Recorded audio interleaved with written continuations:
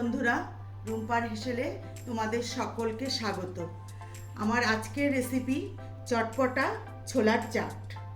আজকে আমার এই রেসিপিটি আমার সমস্ত মুসলিম ভাই বোন এবং বন্ধুদের উদ্দেশ্যে, কেননা এটা রমজান মাস চলছে, তাদের ইফতেহারের জন্য এই রেসিপিটা।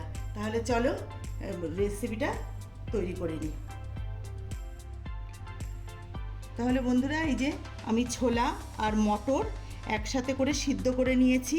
আর এটা আমি তোমাদেরকে দেখাইনি, এটা দেখানোর কিছুই নেই। আমি এবার এটাকে অল্প সামান্য সাদা তেলে আমি এটাকে প্রথমে ফ্রাই করে নেব। দেখো, আমি গ্যাস ধরিয়ে প্যান বসিয়ে দিয়ে সাদা তেল দিয়ে দিয়েছি। তেলটা গরম হয়ে গেছে। আমি এর মধ্যে একটু ফোড়ন দেব। ফোড়নে দিয়ে দেবো দুটো শুকনো লঙ্কা আর সামান্য একটু জিরে, গোটা জিরে।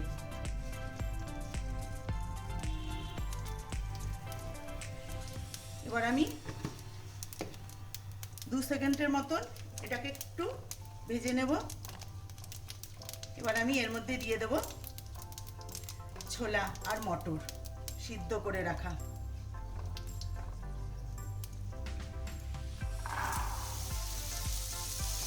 এর মধ্যে কিন্তু লবণ দেবো না, যেহেতু আমি লবণ দিয়ে সিদ্ধ করেছি। আবার এটাকে যখন আমি তৈরি করব তখন আমি এর মধ্যে বিট লবণ ব্যবহার করব, এই জন্য এখন আর আমি লবণ দেবো না।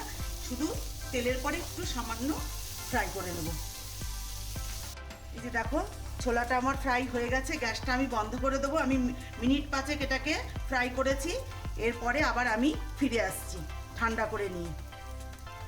দেখো বন্ধুরা, আমি প্যান থেকে ছোলা আর মটরটাকে আমি একটা বড় পাত্রের মধ্যে নিয়ে নিয়েছি। এবার আমি এক এক করে এর মধ্যে দিয়ে দেব কেটে রাখা শসা কুচি,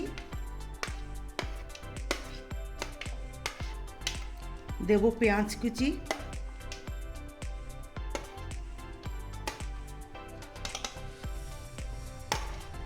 দেব কেটে রাখা টমেটো কুচি, আর দেব ধনেপাতা কুচি। তোমরা চাইলে এর মধ্যে পুদিনাও দিতে পারো, পুদিনা পাতা, সেটাও ভালো লাগবে।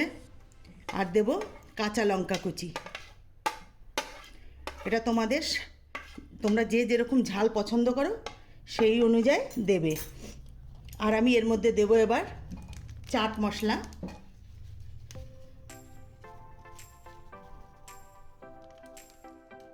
দেব বিট লবণ। বিট লবণটা খুব সুন্দর লাগে, বিট লবণের যে গন্ধটা।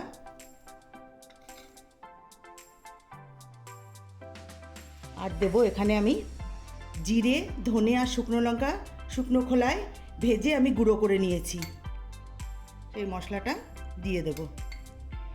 এইভাবে তোমরা অবশ্যই তৈরি করে বাড়িতে একবার খাবে, দেখবে খুবই ভালো লাগে। আর আমাকে তারপরে কমেন্টস করে জানাবে তোমাদের কেমন লাগলো। এবার আমি দেব এর মধ্যে পাতিলেবুর রস। ভীষণই ভালো লাগে খেতে এটা। এটা তোমরা এমনি সন্ধেবেলায় টিফিন হিসাবেও খেতে পারো তৈরি করে।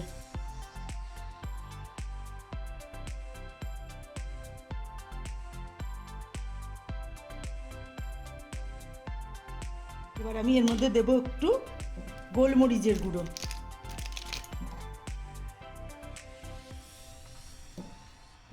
এবার আমি এটাকে এইভাবে মেখে নেব।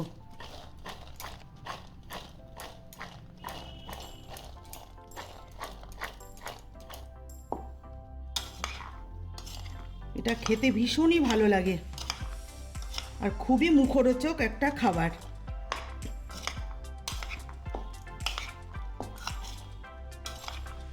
তো বন্ধুরা, আমার এই রেসিপিটি যদি তোমাদের ভালো লেগে থাকে তাহলে কিন্তু অবশ্যই একটি লাইক, শেয়ার আর কমেন্টস করতে ভুলো না।